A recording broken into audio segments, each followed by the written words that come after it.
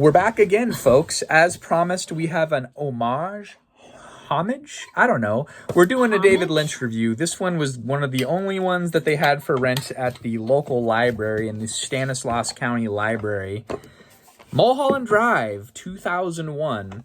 He won Best Director at the Cannes Film Festival, and he was nominated for an Academy Award for Best Director. This movie has a 2-hour and 27-minute runtime.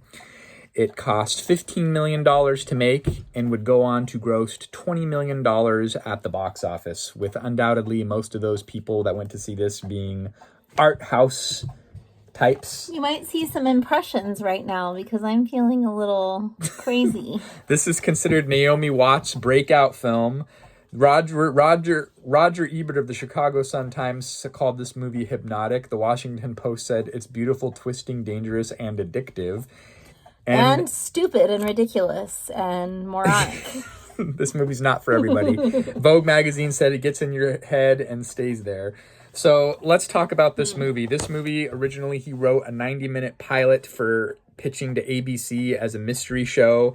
Sherilyn Fenn, who played Audrey Horne in Twin Peaks, which is what me and Nicole first fell in love with Twin Peaks, thanks to my friend Jose for turning us on to Twin Peaks. It's a lot better of a show. It was supposed to be a spin-off of the Audrey Horne character, so it was supposed to be kind of a tie-in. And personally, the best moments of this show were I can kind of see the tie-ins, right? Obviously, he has his frequent collaborator, Angelo Badalamenti, do the soundtrack. There's the red curtain, lots of smoke, lots of electricity. This is a surrealistic film, right? So he pitched it to ABC as a television program, and the studio executive that watched it was very disinterested, canceled it from being a television show. He then went to the French production company, Studio Canal, and got funding to stretch it out into a movie, which is what we have here. So do you want to kind of talk about the premise of this film? It is considered a surrealist neo-noir mystery. I'm going to act it out. And it's considered an art house film. Yep. Hi, I'm a sweet, innocent girl. I've never done anything wrong, and I'm not from around here. I'm from Canada, and I really want to be an actress. I'm just so happy to be here, and I'm staying in my aunt's apartment, and are you pretending my name to be is the Betty, and I just really want to be an actress so bad, and I just love it here. I'm so excited. Oh my gosh! Auntie, did you have a friend over? I just saw your friend in the shower. I'm sorry I walked in on you. Oh my God, I'm in love with you. Let's have a passionate, crazy encounter. I'm going to get wild. Okay. So I did not. That's the first half of the movie. This is not the movie that you would have. It's not for children or sensitive. Listen, I'm just going into it because David Lynch died. I've only dug into really Twin Peaks as far as David Lynch, and then I've done a review on The Elephant Man. Loved that movie, but again, that movie, different time. I should have read the back of the box. It's a sexy thriller, and it is full of erotic passion. People call this a lesbian love story. His tagline, it's basically pornographic. His tagline for the movie was "Love Story in the City of Dreams."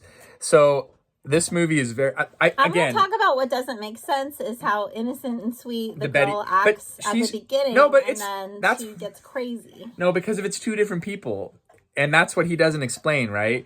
Naomi Watts plays Betty, and she plays Diane, which Diane is also a character from Twin Peaks that Dale Cooper's always talking to in the tape memo recorder, if you'll remember. And then remember Diane in Twin Peaks, played by Laura Dern. Laura Dern was very crass.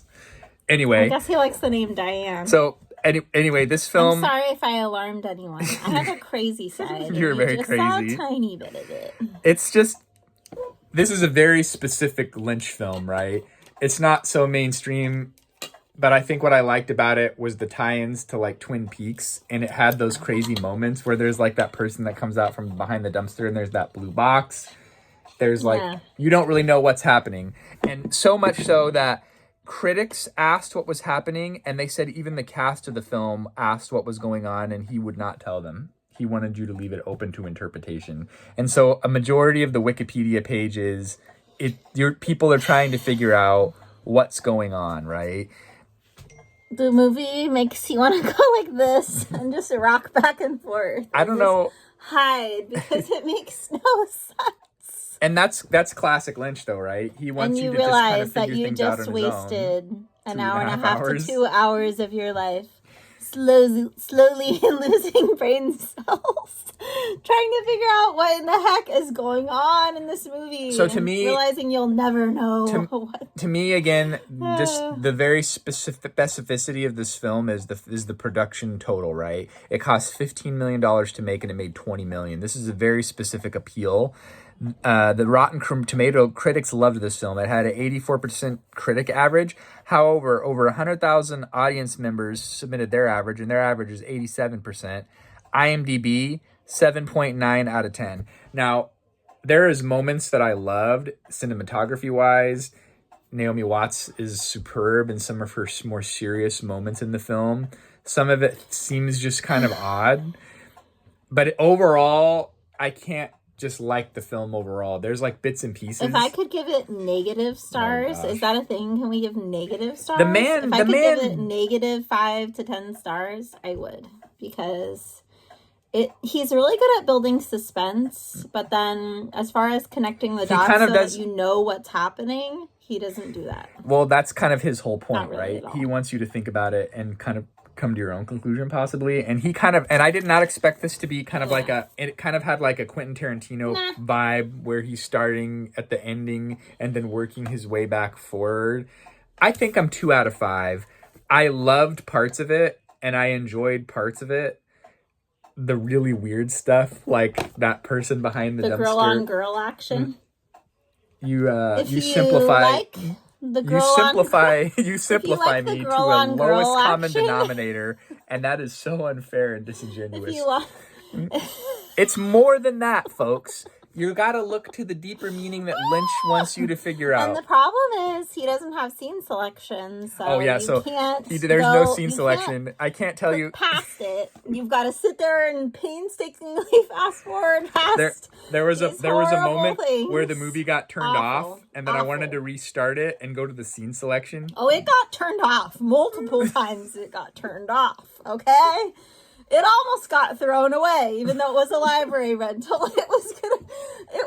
You were gonna be driving down the road and just toss the damn thing And it is due back on February 12th. Toss the darn thing out the window and maybe let it get run over a couple times. That's how bad it was. So these are my thoughts. I'm sorry, David Lynch. Rest in peace. We love Twin Peaks, and I like some of your other films. We love what's that guy's name? Dale Cooper. We loved that. We love Kyle MacLachlan. He was awesome. And I thought Naomi Watts was great. It just overall. And the other girl was good too. Yeah. The dark-haired lady. She was a good actress, but whatever it was that they had to work with needs a lot of work. It's just so weird. It's too weird. I wanted more. It's so weird. And Twin Peaks was weird too. And Fire Walk with Me was it had some very surrealistic stuff going on, but I think that you were so much more invested in that story because it was a couple of seasons. This was just... this almost started to kind of, very subtly piece some stuff together at the end. Just when you're thinking, okay, maybe I can kind of understand where this is going. Then it just ends. And in between that are some... That's why it's an art house film. Graphic romantic scenes that you were not expecting. Yeah, it's not a male and a female. People are going to roast. It's the other way. They're going to roast this review, folks. I don't have anything more to add to you. I don't care. So let's cut it. Let's cut it short. It's like, oh, my name is. I don't know my name. I was in a car accident. I don't know who I am. You don't know who you are? Well, why don't you climb into bed with me? The bed's big enough. Okay, I don't know who I am, and oh my God, I have all this money. It's in my purse. It's like hundreds of thousands You're of giving dollars. away all the mystery of the film. I don't know where all this money came That's from. why he draws you in. Doesn't matter. Shove it in a closet and just get in bed with me and see what happens. Okay, let's do that. It's like, and then there's that other, and then there's the moment where the character of the... Just don't watch it. Then there's the moment where Betty all of a sudden becomes Diane, and there's that blue box and the key, and there's things that just don't get explained. And that's the way that... Watch it. Just don't.